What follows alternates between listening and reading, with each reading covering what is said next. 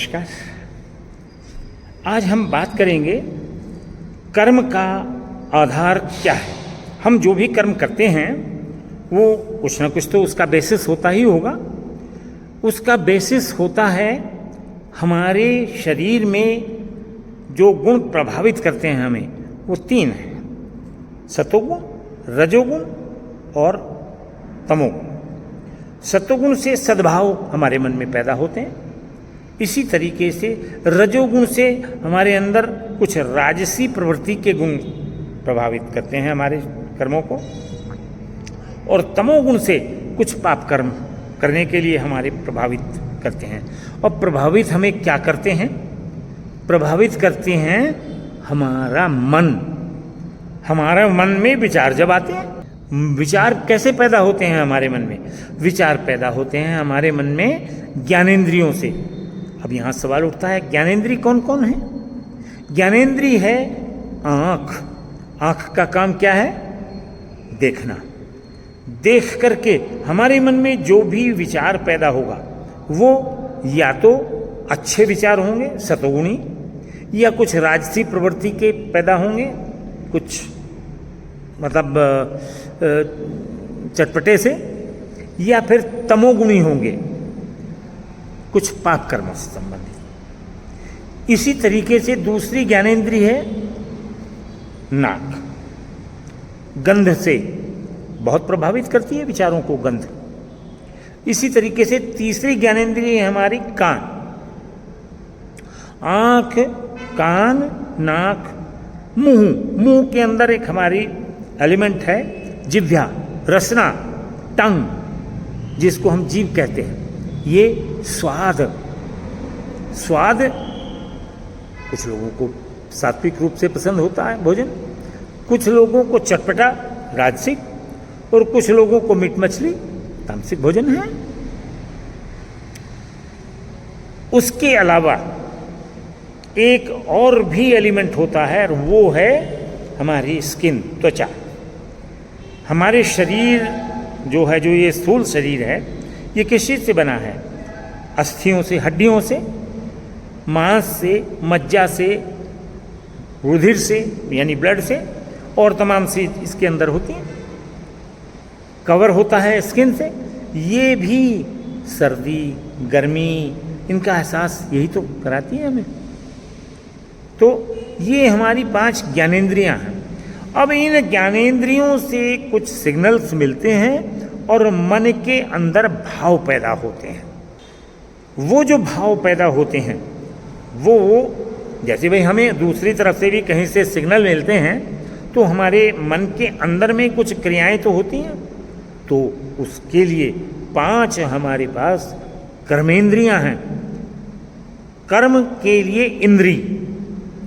कर्मेंद्रियां कौन कौन सी हैं? हाथ। सिग्नल मिला, ये चीज है, शत्रु आ रहा है, भाव कैसा पैदा हो जाएगा? रक्षा से भेद करने।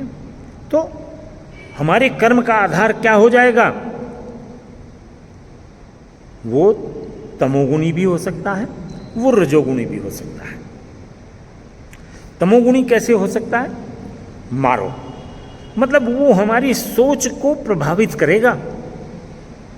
यानी ये जो ज्ञानेंद्रियां हैं, ये जो कर्मेंद्रियां हैं, इनसे मिलने वाले सिग्नल हमारी सोच को प्रभावित करते हैं, और उन सोच से हमारे मन में विचार पैदा होते हैं।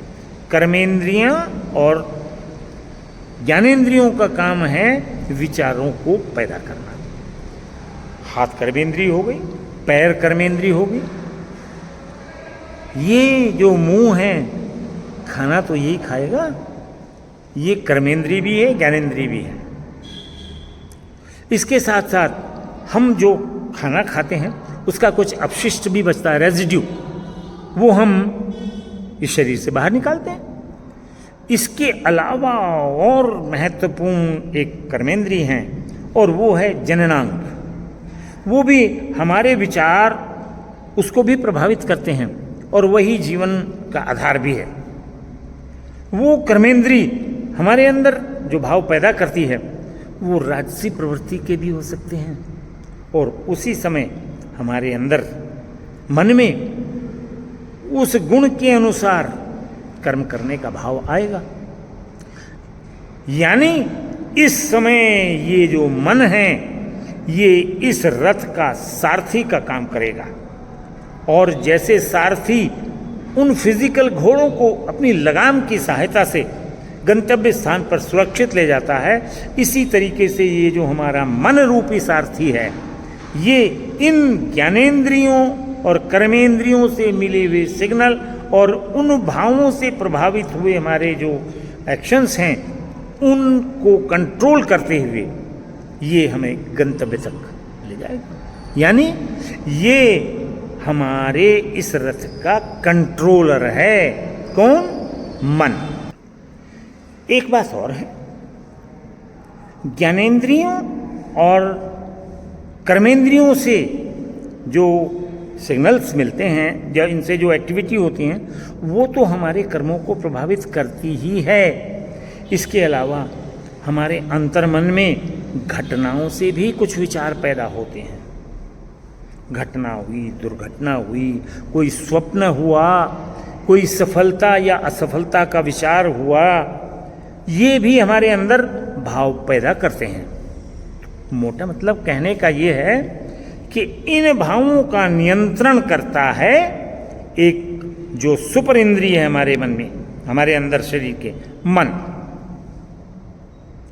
ये मन उन सिग्नल्स को लेकर क्या करता है, इस खोपड़ी के अंदर ये अदृश्य शक्ति है मन। इसी तरीके से और भी अदृश्य तत्व हैं जिनका नाम है बुद्धि, जिसका नाम है विवेक, जिसका नाम है अहंकार। अभी इन पर डिटेल बात नहीं करेंगे, डिटेल बात करेंगे हम। यदि आपकी इच्छा हो डिटेल बात करने की तो कमेंट्स दीजिएगा। इस चैनल को सब्सक्राइब भी करिएगा अगर अच्छा लगता हो तो, और पहली बार हो तो आपके कमेंट्स के आधार पर इसमें बहुत डिटेल में जितना आप जानना चाहेंगे मैं आपको वो जानकारी दूंगा। लेकिन यहाँ पर सूक्ष्म रूप से जानकारी दे रहे हैं कि हमारा मन उन विचारों को लेकर कहाँ पास करता है, बुद्धि। बुद्धि उन पर अपना जो विचार करती है अच्छे का बुरे का, उसको फिर भेजती है विवेक।